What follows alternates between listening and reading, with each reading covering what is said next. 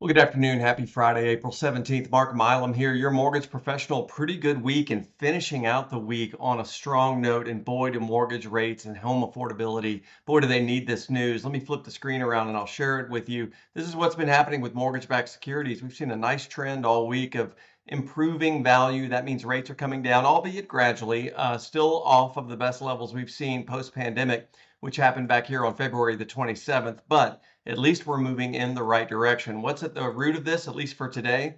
Well, Iran actually posting on social media on X saying, in line with the ceasefire in Lebanon, the passage for all commercial vessels through the Strait of Hormuz is declared completely open for the remaining period of the ceasefire. Now, this is a 10-day ceasefire, so we have no idea if this is going to last.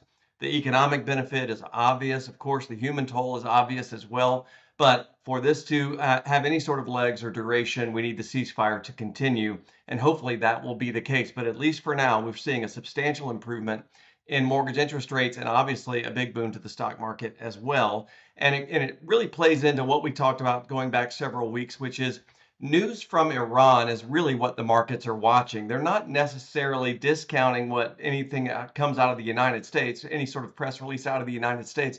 But until we're hearing it from both sides of the fence, the markets are not going to react. And so for the first time, we're seeing the markets react really positively because Iran is indicating that the Strait of Hormuz is declared officially open, at least for the duration of the ceasefire in Lebanon. So that is good news, and we'll take that into the weekend. If you missed it last week, last Friday, we got the University of Michigan's Consumer Sentiment Index. Listen, this is an 80-year-old macroeconomic index, and it's one of the most accurate out there. And we came in at a record low in April, not just a record low for the month of April, but a record low period for this monthly consumer sentiment index that we've been publishing for the past 80 years. I'm going to show you this graph right here. This is pretty interesting.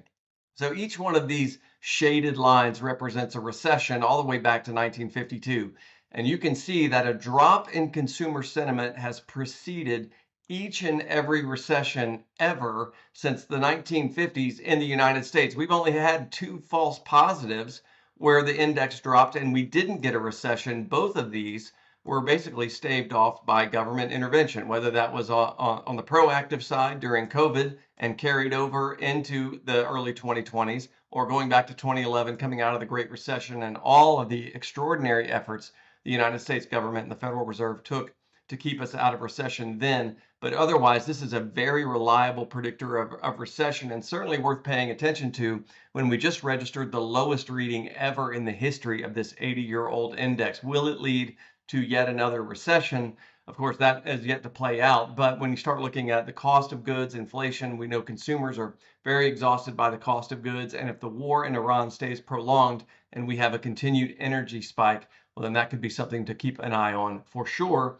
Let's close out with existing home sales. Existing home sales published here for the month of March, and it was not great news for the country. We came in under 4 million annualized. If you're talking about just the month of March, typically March is a really robust month for existing home sales. And if we isolate just the month of March and we look at every month of March going back 20 some odd years, you've got to go all the way back to March of 2009 to find an equivalent level of existing home sales. And listen, the country was in a very different place in March of 2009. The Great Recession was on. We were seeing unemployment start to spike. Mortgage companies were going out of business left and right. And we know 1 out of every 4 homeowners wound up being underwater on their homes. So we're a very different economic state today than we were in March of 2009. But it's fascinating to see existing home sales reach equivalent levels, particularly in the spring. And that'll be something we want to keep our eye on and hopefully see a rebound, particularly if the conflict in the Middle East is resolved. If I can be of any service to you over the weekend, don't hesitate to reach out. Mark.Milam at highlandmtg.com. Have a good weekend.